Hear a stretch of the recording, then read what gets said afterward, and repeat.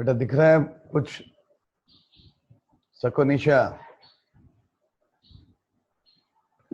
Yes sir. क्या दिख रहा है बेटा? क्या लिखा हुआ है? सर यहाँ पे when plants of some kind are grown and cultivated at one place or a large scale, it is called a crop. Very good. ये हमने पिछली बार भी पढ़ा था बेटा, अगर आपको ध्यान हो। आप थे क्या पिछली क्लास में? Yes sir. क्रॉप बेटा उसको कहते हैं जब हम एक ही तरीके के प्लांट्स एक बहुत बड़े इलाके में कल्टीवेट करते हैं, मतलब उगाते हैं, और उस फसल को हम क्या कहते हैं? क्रॉप। ठीक है बेटा। हिंदुस्तान में 3 तरीके की क्रॉप्स होती हैं। एक होती है खरीफ, एक होती है रबी, और एक और होती है, उसका नाम होता है जायद। ठीक है बेटा। क्रॉप्स जो रेनी सीजन में उगाई जाती हैं वो होती हैं खरीफ क्रॉप्स, और जिनको विंटर में उगाते हैं उनको कहते हैं हम रबी क्रॉप। ये तो बेटा खरीफ क्रॉप कैसी होती है? या तो राइस होगा, कॉर्न होगा, सोयाबीन होगा, शुगर केन होगा, ग्राउंड नट होगा, कोको, और ये कॉटन होगा। उसके अलावा जैसे रबी क्रॉप है, that is wheat, oat, mustard, और ये बरकली कहते हैं भिंडी को। भिंडी नहीं, एक तरीके की गोभी होती है। और इन बिटवीन जो दोनों सीजन्स के बीच में उगाया जाता है, जैसे मैंने कहा था ना, उगाने के बाद में 4 महीने लगते हैं पकते हुए, तो खरीफ के भी 4 महीने और रबी के भी 4 महीने, और एक साल में 12 महीने होते हैं। तो बीच का जो प्रोसेस, बीच का जो एरिया होता है, मतलब summer crop, that is called जायद। बेटा जब हम खेती करते हैं हिंदुस्तान में, मैंने आपको पिछली बार भी बताया था कि India is a very big country and it has got different kind of climates. तो तरह तरह के क्लाइमेट्स होने के कारण तरह तरह की क्रॉप्स आपको हिंदुस्तान में मिलती हैं। लेकिन बेटा तरीका जो होता है एग्रीकल्चर फार्मिंग का, सॉरी एग्रीकल्चर जो प्रैक्टिस होती है जब हम क्रॉप प्रोडक्शन करते हैं, क्योंकि हिंदुस्तान में बहुत ज्यादा आबादी है, तो उसको खाना वाना खिलाने के लिए सबसे ज्यादा जरूरत जो है हमको, वो ये है कि हम क्रॉप बहुत डंकी प्रोड्यूस करें। तो एक जो साइंटिफिक मेथड होता है प्रोडक्शन के लिए, कल्टीवेशन का, वो होता है बेटा प्रिपरेशन ऑफ सॉइल, मिट्टी को तैयार करना। आप ये देखो, ये ट्रैक्टर लेकर के मिट्टी को क्या कर रहा है? नॉर्मल कर रहा है। प्रिपरेशन ऑफ सॉइल अपन ने पिछली बार पढ़ ली थी बेटा, फिर भी मैं भी रिपीट कर दूंगा। फिर होता है सोइंग, बीज में उसमें बीज डालना, then adding manure and fertilizers, उनमें फसल उगाना, सॉरी उनमें खाद मिलाना, और कभी कभी हम फर्टिलाइजर्स भी मिलाते हैं, बल्कि आजकल तो ज्यादातर फर्टिलाइजर्स ही मिलाते हैं। उसके बाद उसको इरिगेट करना, और जब फसल तैयार हो जाएगी उस समय बीच बीच में जा जा करके देखना कि कोई वीड तो नहीं हो गई है, उसको फसल को प्रोटेक्ट करना वीड से, एंड देन उसकी हार्वेस्टिंग, और उसके बाद में उसका स्टोरेज। आज हम थोड़ा फास्ट चलेंगे बेटा, क्योंकि लगभग पूरा चैप्टर हमने पिछली बार कर लिया था। इसको और मोटे तौर पे बता दूं, पहले करेंगे प्रिपरेशन ऑफ सॉइल। ये देखिए किसान जमीन को लेवल कर रहा है, नीचे की खुदाई करके नीचे वाली जमीन को ऊपर लेकर के आ रहा है, जमीन बिल्कुल सॉफ्ट कर देगा ताकि खूब सारी हवा उस जमीन में मिल सकेगी। किनको मिल सकेगी? मैक,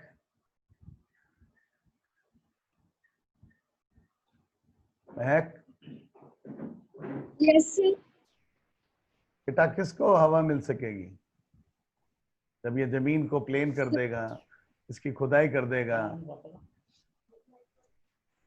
तब किसको हवा मिलेगी? सब किसको?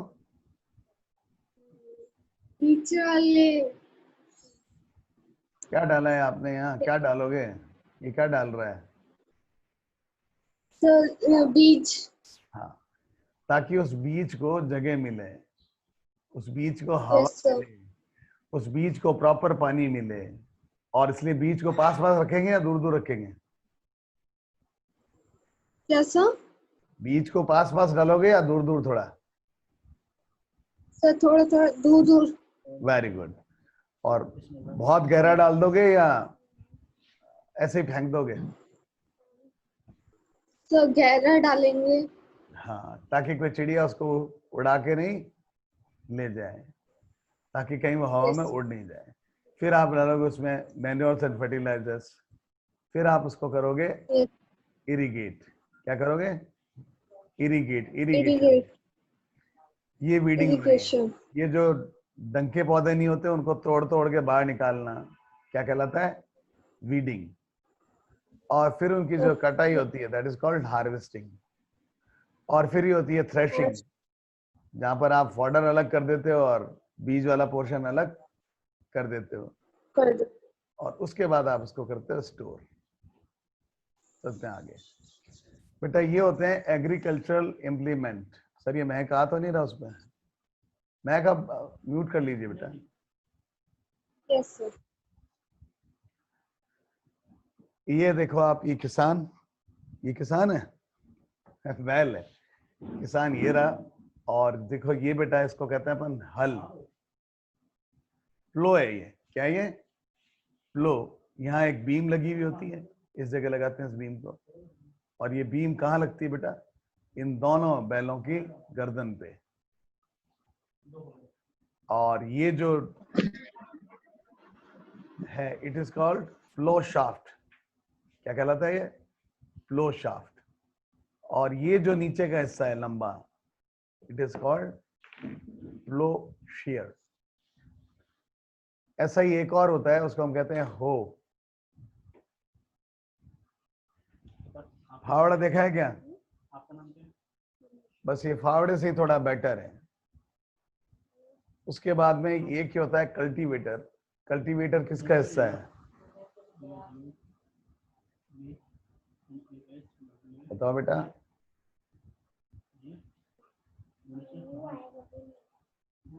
कल्टीवेटर किसका हिस्सा है?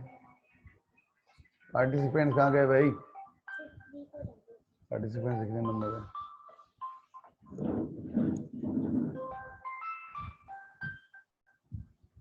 सिर्फ एक मैगी दिख रही है।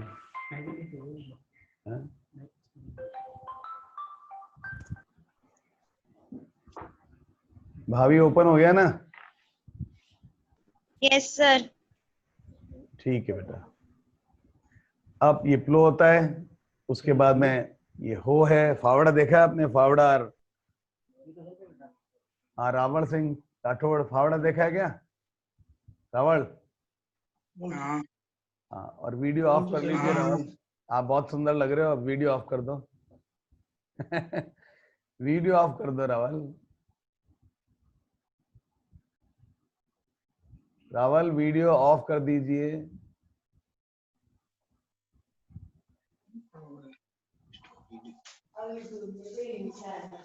हाँ, गुड। कर दिया सर। थैंक यू बेटा। अब म्यूट हो जाइए बेटा। प्रिपरेशन ऑफ सॉइल करने के लिए हम करेंगे फ्लोइंग एंड टिलिंग। वास्तव में हमें मिट्टी को लूज करना होता है, क्योंकि 4-5 महीने से मिट्टी पूरी की पूरी खाली पड़ी होती है, बंजर सी नहीं हो जाए, इसलिए उसको हम क्या करेंगे? उसकी फ्लोइंग करेंगे एंड उसकी टर्निंग कर देंगे। नीचे की मिट्टी ऊपर आ जाएगी, ऊपर की मिट्टी नीचे चली जाएगी और मिट्टी लूज हो जाएगी। It is done by flow. अब वो फ्लो किसान के खेत, किसान का जो हाल होता है, जो वो बैल से चलाता है, वो भी हो सकता है, ट्रैक्टर भी हो सकता है।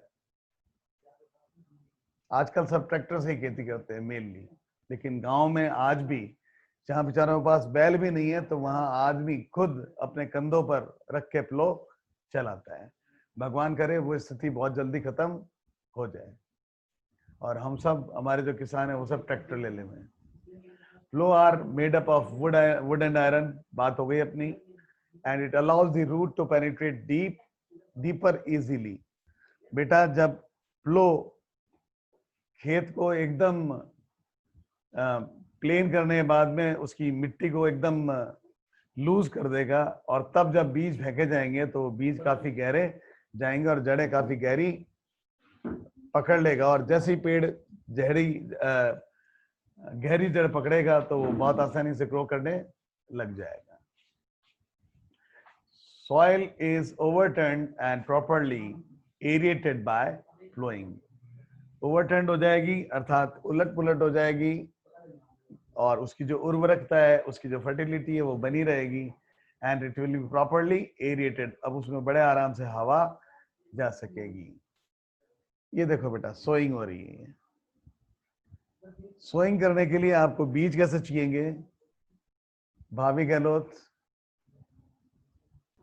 Yes sir. बेटा बीज कैसे होने चाहिए? जो बीमार हो जाएं, जो बीमार हो जाएं ऐसे होने चाहिए, नहीं, या एकदम हेल्थी चाहिए? हेल्दी। हेल्थी चाहिए। मोर ओवर उनकी प्रोडक्शन बहुत ज्यादा होनी चाहिए। अभी एक बीज उगाओ और 100 चने निकले, ऐसा बीज बढ़िया होगा, या एक बीज उगाओ जिससे केवल 10 चने निकले? एक बीज उगाओ 100 चने निकले। हाँ, तो जो बेटर सॉइल होते हैं, अच्छी क्वालिटी के, किसान उसका चयन करता है और उसके बाद में वो उसकी जुताई करता है। ये देखो, आप सीधे भी फेंक सकते हैं। आजकल कल्टीवेटर के अंदर भी, ट्रैक्टर के अंदर भी, ये देखो, सोइंग करने के लिए 1 2 3 4 5 6 7 8 9 10 11 बीजों की क्यारी एक साथ तैयार हो सकती है। दिख रही है आपको? और ये बीज दूर दूर होंगे, तो पेड़ों के बीच में एक डिस्टेंस मेंटेन रहेगा। तो इस तरह से सोइंग होती है। और उसके बाद में ये देखो आप, ये ट्रेडिशनल टूल है, ये किसान ने बांध रखा है इसको, और यहाँ पे एक बड़ा सारा एक कीप लगा हुआ, और इस कीप में क्या डाल रहा है? बीज डाल रहा है, और हल्का सा उसको दबाया, खुरपे की तरह अंदर डाला, बीज डाला, और फिर आगे बढ़ गए। फिर आगे चले, फिर उसको दबाया, बीज डाला, और वो बीज गहरा चला गया। लेकिन यहाँ पे बेटा एक रो एक साथ तैयार हो रही है, जबकि यहाँ पर आप देखोगे 1 2 3 4 5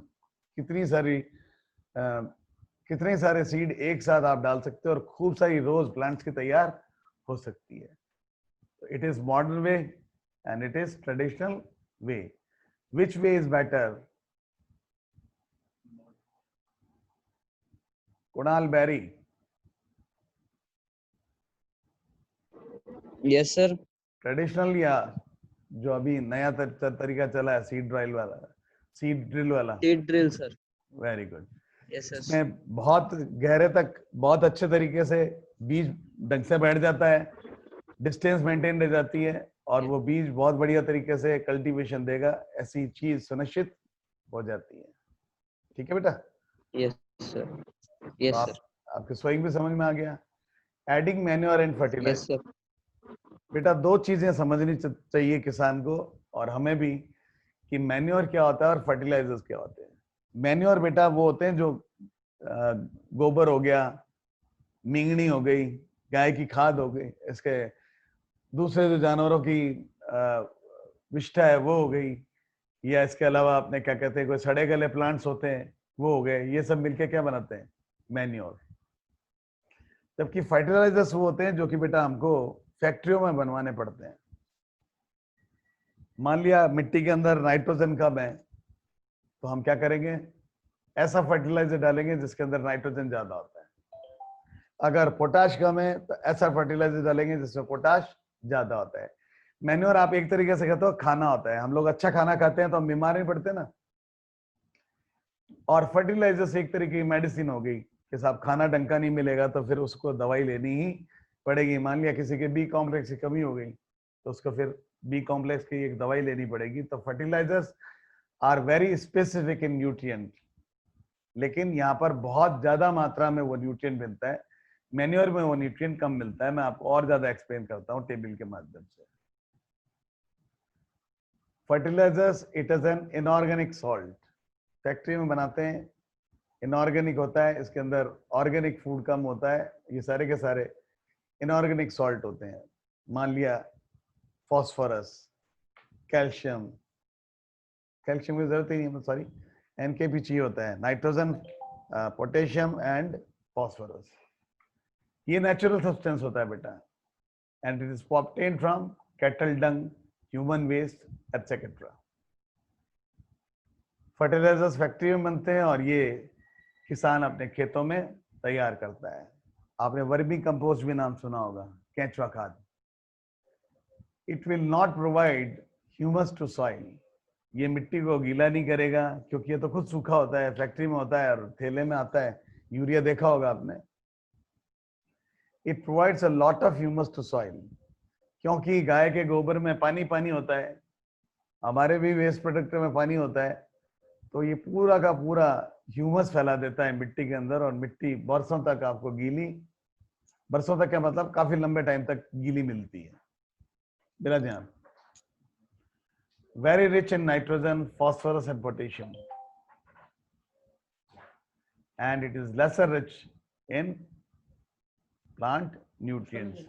अर्थात बिल्कुल साफ स्पष्ट है कि ये खाने की तरह है, खाने के अंदर भी आपको खूब सारे प्रोटीन्स मिलते हैं, कार्बोहाइड्रेट मिलते हैं, विटामिन मिलते हैं, मिनरल्स मिलते हैं, फैट्स मिलते हैं, लेकिन जब हम बीमार पड़ जाते हैं तो तब हमें एक स्पेसिफिक दवाई लेनी होती है।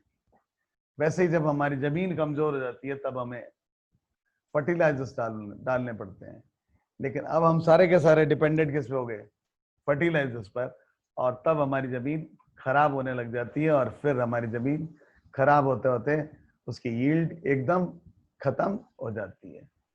इसलिए मैन्योरिंग करनी चाहिए, क्योंकि manuring improves water retaining capacity of the soil. आपकी मिट्टी में जहां पर आप खेती करते हो वहां पानी रहेगा, और पौधों को पानी हमेशा चाहिए।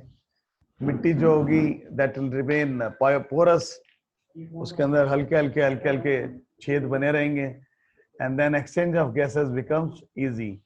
पौधा भी बेटा, बीज भी, जड़ें भी सांस लेती हैं और ऑक्सीजन उनको भी चाहिए, और वो कार्बन डाइऑक्साइड रिलीज करती हैं। इसके अंदर बेटा खूब सारे बैक्टीरिया ऐसे डेवलप हो जाते हैं, माइक्रोब्स ऐसे डेवलप हो जाते हैं जो कि पेड़ पौधों की मदद करते हैं, इसलिए उनको कहते हैं friendly microbes. And it improves the texture of the soil. Texture of the soil मतलब सॉइल के अंदर न्यूट्रिशंस है या नहीं है, उसकी न्यूट्रिटिव वैल्यूज बेटर है या नहीं है, उसके अंदर फसल उग सकती है नहीं उग सकती है, ये सब चीजें बेटा। And then it replaces the soil with necessary nutrient. जो जो चीजें पौधे को चाहिए वो सारी की सारी चीजें मैन्योरिंग से जमीन को मिल जाती हैं, और अल्टीमेटली पौधे को भी मिल जाती है। बेटा मैन्योरिंग होने के बाद में जो सबसे इंपॉर्टेंट पोर्शन है दैट इज कॉल्ड इरिगेशन।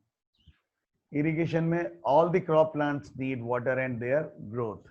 ऐसा बेटा चावल को खूब सारा पानी चाहिए, इसलिए चावल को तो उगाते ही पानी के बीच में 24 घंटे पानी चाहिए उसको। किसी को कम पानी चाहिए, किसी को बहुत कम पानी चाहिए, और जैसी रिक्वायरमेंट होती है उसके हिसाब से उनको पानी प्रोवाइड करने को का जो मेथड होता है दैट इज कॉल्ड इरिगेशन। हर्षित कंडारा समझ में आ रहा है क्या? Yes, sir. Okay, beta. The process of supplying water to crop plants in the field is called irrigation. अब irrigation के अंदर बेटा चाहिए अपने को क्या? Irrigation requirements of a crop depend upon the nature of the crop, nature of the soil and season. अगर बारिश का सीजन है तो फिर इरिगेशन चाहिए क्या हिमांगी? Yes, sir. जब बारिश आ रही है तब इरिगेशन भी करोगे? No, sir. हाँ, तो उस दिन का सीजन कैसा, उस दिन का वेदर कैसा है, या वो सीजन किस तरीके का है, ये सब डिपेंड करता है। अच्छा क्रॉप कैसी है, किसी क्रॉप को पानी कम चाहिए और उसको आपने खूब सारा पानी दे दिया तो खराब हो जाएगी ना हिमांगी? Yes, sir. तो जैसी क्रॉप का नेचर है, जैसा वो चाहती है, जैसे उसकी रिक्वायरमेंट है, उसके हिसाब से उसको इरिगेट किया जाता है। अब सोर्स ऑफ इरिगेशन क्या है बेटा? नदियों से भी पानी आता है, कैनाल से भी आता है, कुओं से आता है, ट्यूबवेल से आता है, डैम से भी आता है, पॉन्ड से भी आता है और लेक से भी आता है।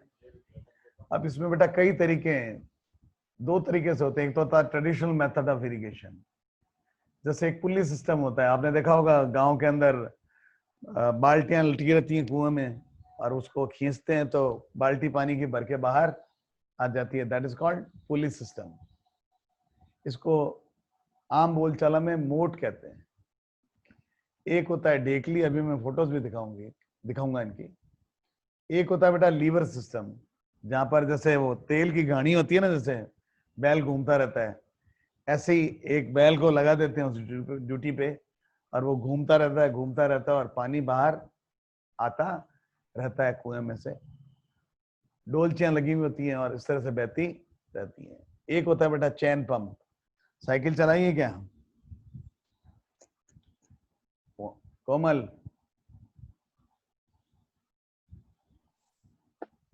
Yes, sir. साइकिल चलाई है? Yes. साइकिल में चैन होती है ना, आपका पैडल वाला पहिया तो छोटा सा होता है लेकिन चलता कितना बड़ा पहिया है। Yes. ऐसे ही थोड़ा सा जोर Yes. लगाएंगे तो पानी के अंदर कुएं के अंदर जो पंप होगा, या कुएं पे नहीं होगा तो जहां से भी पानी निकाला जा रहा है वहां पर बड़ी मात्रा में पानी उठा करके और खेत में फेंक दिया जाएगा। आजकल मॉडर्न मेथड होता है इरिगेशन का जिसमें पानी का वेस्टेज कम होता है, that is called sprinkler system. Sprinkler system and drip system. देखो इनकी फोटोज देखते हैं अपन। ये देखो, ये आपकी बुक में भी होंगी। ये देखो, ये डेकली है, ये पानी भरेगा फिर इसको घुमा के, जैसे श्रवण कुमार नहीं होता क्या, दोनों तरफ पलड़े भर के रखता है, ऐसे जैसे ही एक ये भरेगा इसको, दूसरा वाला इसको घुमा करके फिर इधर खाली कर देगा। ये रहा चैन पंप, और ये रहा किसान टंकी में से पानी निकाल निकाल के सीधा बाहर फेंक रहा है। दिख रहा है आपको? तो नालियां बनी हुई है, सीधे फेंक रहा है। गिनानी में जब पानी भर जाता है तो ऐसे इकट्ठा करके सीधा बाहर फेंकते हैं ना, ऐसे ही पानी को कुएं में से निकाल के और सीधा कहाँ फेंक देते हैं? खेत में। और ये रहा हर सिस्टम, ये बैल घूम रहा है और पानी कहाँ निकल रहा है?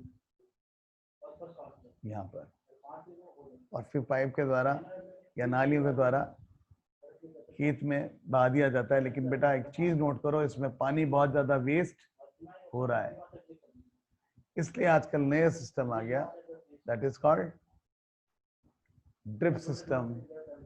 अब जैसे फरो बना दी, एक पानी का पाइप है, पानी में छेद ही छेद कर दिए। अब पानी बहेगा तो हर क्यारी में क्या बहेगा? पानी बहने लग जाएगा और पानी वेस्ट नहीं होगा। स्प्रिंकलर आपको पता ही है कैसा होता है,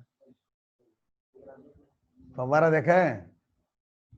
दैट इज कॉल्ड स्प्रिंकलर। ये देखो, ये रहा, दिख रहा है? हरमन, हरमन, यस सर, दिखाई दे रहा है। और ये देखो, ये बेटा है ड्रिप सिस्टम। और ये क्यारियां हैं, ये क्यारियां तो आपने देखी होंगी। खैर आगे चलते हैं। बेटा आवाजें आ रही है, हरमन अब बंद कर दो, म्यूट करो। शिक्षा मूंड, शिक्षा मूंड, यस सर। आप गए हो क्या कभी पापा के साथ खेत में? No sir. अच्छा, इस बार जाके आना, देख के आना वहां पर ट्रेडिशनल खेती हो रही है या मॉडर्न खेती हो रही है। बेटा जब फसल उग के शुरू हो गई, बना मैं माफी चाहता हूँ, उलझा हुआ क्लास में, उलझा हुआ है। बेटा जब फसल तैयार हो जाती है उसके बाद जो सबसे ज्यादा डर होता है वो होता है वीड्स से, क्योंकि फसल के साथ साथ अनाप शनाप पौधे ऐसे उग जाते हैं जिनकी यील्ड कुछ भी नहीं होती। जैसे अपनी क्लास में हो जाता है ना, खूब सारे बच्चे आ जाते हैं और उनको पढ़ाई में मन नहीं लगता है, उनको मस्ती मारनी होती है और वो पूरी पढ़ाई का कचरा कर देते हैं। अब ये जो वीड्स होते हैं बेटा वो जमीन में उग जाते हैं और उस फसल के बराबर खाना खा लेते हैं और जमीन को खोखली कर देते हैं और इनकी प्रोडक्टिविटी कुछ भी नहीं होती। इसलिए बेटा protection from weed is very important और removal of weed is called weeding. आपने देखा होगा एक हो होता है किसान को, आपने देखा होगा लेडीज बैठी रहती हैं और वो छोटे छोटे पौधे उखाड़ती रहती हैं। कभी रेलगाड़ी में जाओ तब देखना खेत दिखेंगे आपको, तो कुछ लोग आपको वहां जमीन में बैठे हुए मिलेंगे, आपको लगेगा अभी ये कटाई क्या कर रहे हैं, अभी तो कटाई का टाइम ही नहीं है। तो वास्तव में वो कटाई नहीं कर रहे होते, वो गंदगी हटा रहे होते हैं। ऐसे घटिया पौधे जो कि नुकसान कर देते हैं, कई कई पौधे तो फसल को खा जाते हैं। और शक्ल कैसी लगती है, जैसे सरसों के साथ में एक आर्जीवन उग जाता है, अब वो बिल्कुल सरसों जैसा ही होता है, लेकिन उसका जो तेल होता है उससे डेथ तक हो जाती है। तो किसान को बहुत ध्यान रखना पड़ता है। अनुभवी किसान होता है वही पता कर सकता है कि कौन गलत है और कौन सा पौधा बिल्कुल सही। और गलत जो पौधा हो गया जिसको कि हम वीड कहते हैं, उसको हटाने को हम क्या कहते हैं, वीडिंग। और उसके लिए हम कई बार केमिकल भी काम में लेते हैं। और जो केमिकल्स होते हैं उनको हम कहते हैं वीडीसाइड। सुसाइड मतलब खुद को मार लेना, सुसाइड। पेस्ट को मार देना, पेस्टिसाइड। पेस्ट क्या क्या होते हैं, लाल जी बताओ जरा। लाल किशन Yes, sir. जी, पेस्ट क्या क्या होते हैं, फसल को कौन कौन नुकसान पहुंचाता है? अभी थोड़े दिन पहले पूरे बीकानेर में आसमान भर गया था। Yes. किससे भर गया था? गोदे उड़ने लग गए थे। बारिश से। अच्छा, बारिश से। क्या बात है, कौन आंसर देगा मेरी बात का? पेस्ट जो नुकसान पहुंचाते हैं फसल को, वो कौन थे? सर टिड्डियों से। वेरी गुड, शाबाश। कौन था ये? जवाब किसने दिया भाई? गजब का जवाब दिया, शाबाश। टिड्डियां हैं और चूहे हैं और भी दीमक हैं, अनेक तरीके के दुश्मन होते हैं फसल के। उन सबको खत्म करने वाले तो होते हैं पेस्टिसाइड, लेकिन जो पौधे उग जाते हैं जिनको कि हम कहते हैं वीड, उनको खत्म करने वाले बेटा क्या कहलाते हैं, वीडीसाइड। और वीडीसाइड बहुत खतरनाक होते हैं, इसलिए मुंह के ऊपर अपना मास्क लगाया जाता है, नाक को ढक दिया जाता है, मुंह को ढक दिया जाता है, अपने शरीर को बचाते हुए स्प्रे किया जाता है। आगे चलते हैं।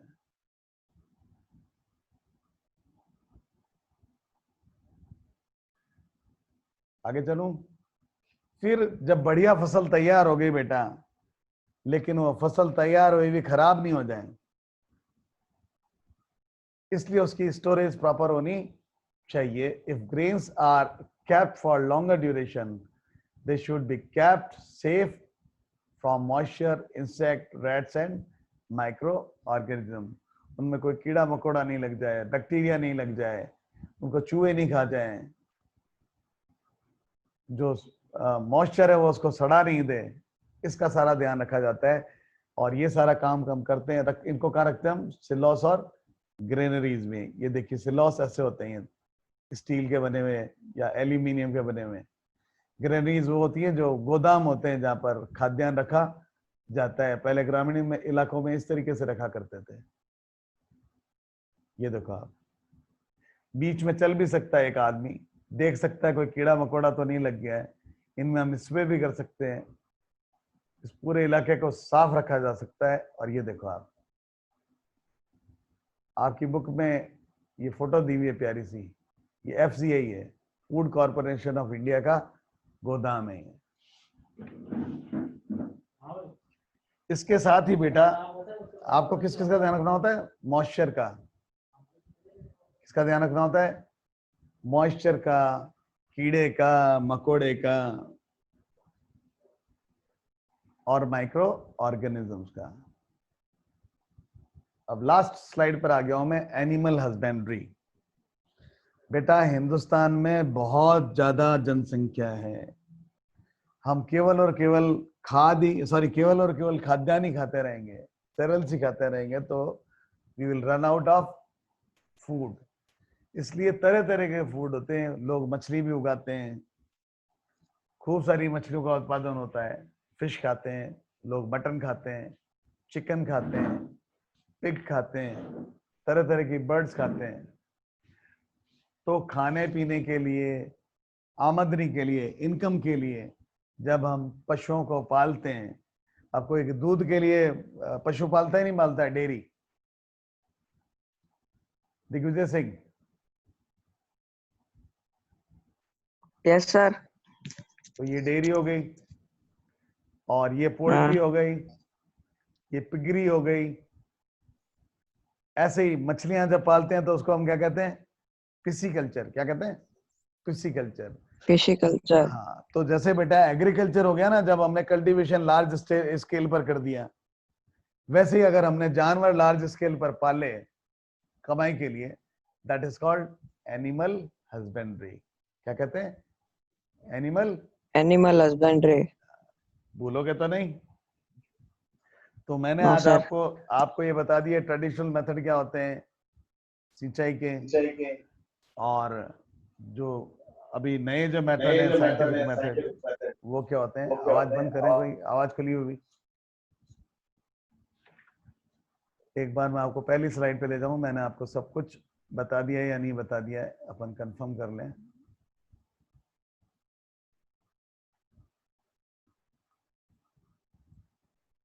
यस, प्रिपरेशन ऑफ सॉइल बता दिया,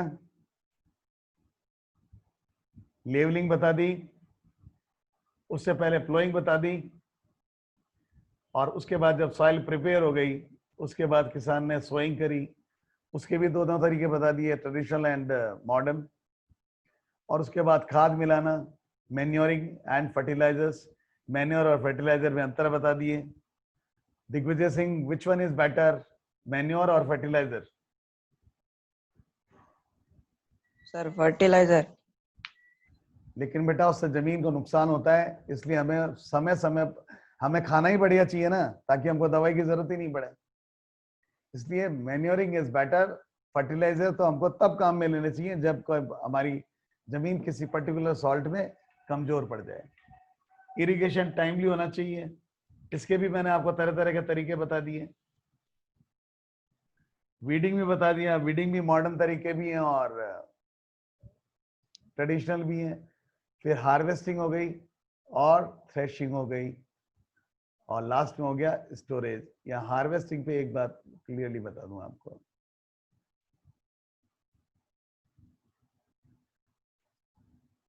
harvesting, cutting of crops after the mature is called harvesting. देखो अरे ये देखो, ये कटाई कर रहे हैं। ये क्या कर रहे हैं?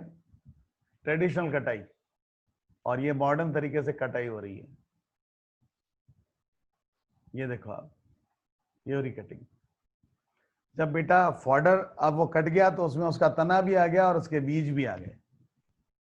तने को और बीज को अलग करने का जो तरीका होता है, दैट इज कॉल्ड थ्रेशिंग।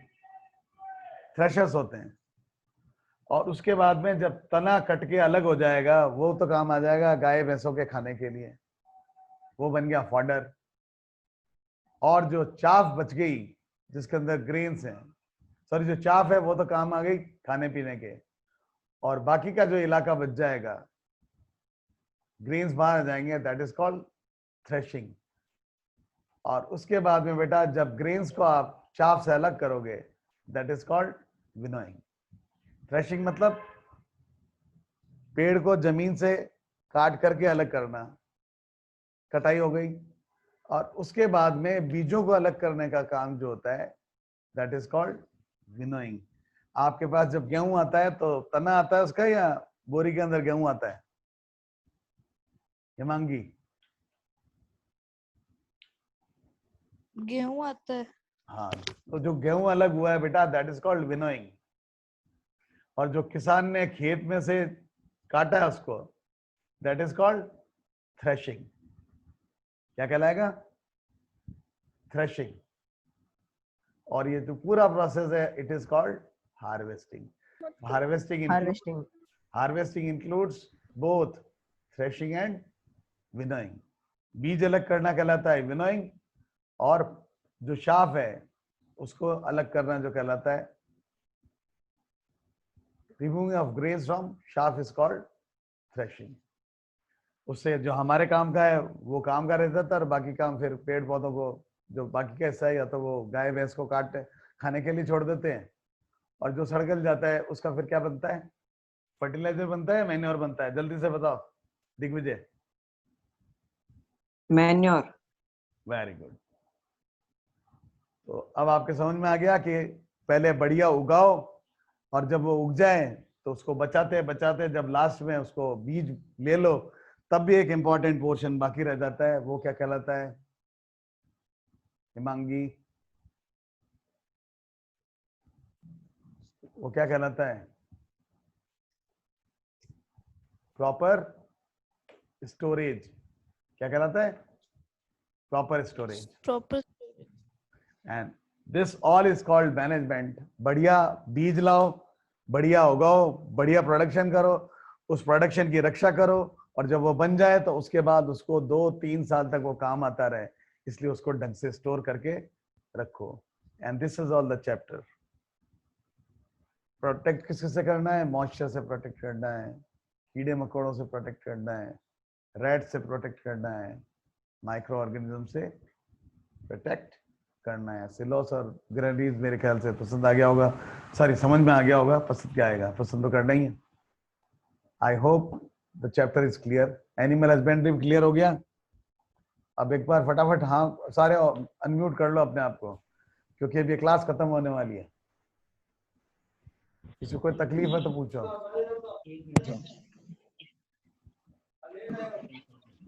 किसी को कुछ पूछना है क्या बेटा?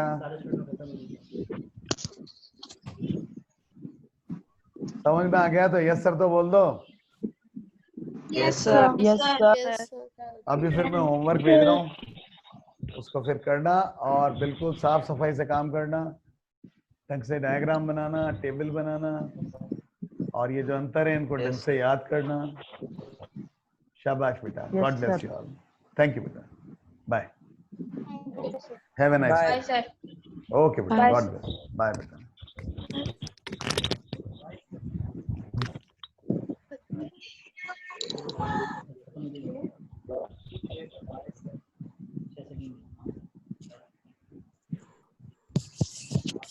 शकुनिशा,